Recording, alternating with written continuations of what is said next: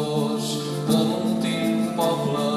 Eren hores, veurien uns pins, passats aquests pins al camp d'oliveres.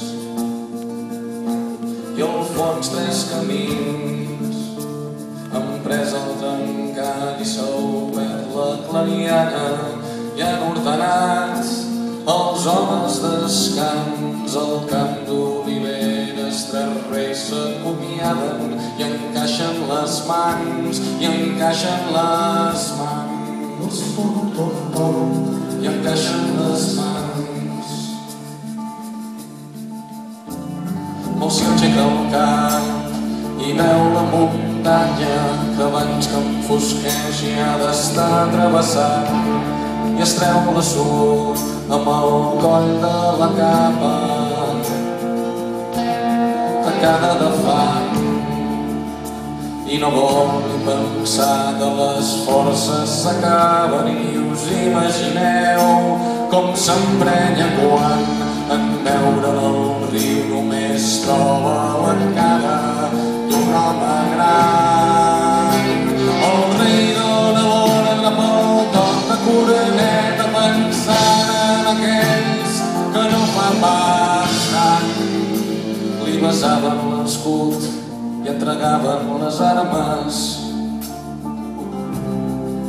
agenollats, pom, pom, pom, pom, agenollats.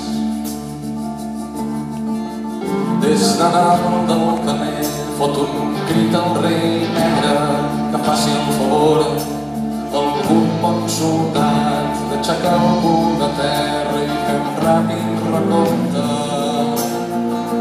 de racions de pa. Qui pogués creuar el bosc i trobés una barca que abans de dormir-se amb el braç estirat en veure el riu només troba l'encara d'un home gran. Qui arribés a Palau i triés una dona, arrenqués una rosa i li allargués un ram, baltasat el desig corrent per les venes com si fos sang, pom, pom, pom, pom, com si fos sang. I Gaspar pot sentir clavats a l'espatlla els ulls d'alguns patges que estan esperant un toc d'atenció, potser una mà alçada, un ordre reial. Un dels homes canta enmig d'una rotllana amb la veu més dolça que hagueu sentit mai, una cançó antiga i el rei taraleix amb els llavis cancats.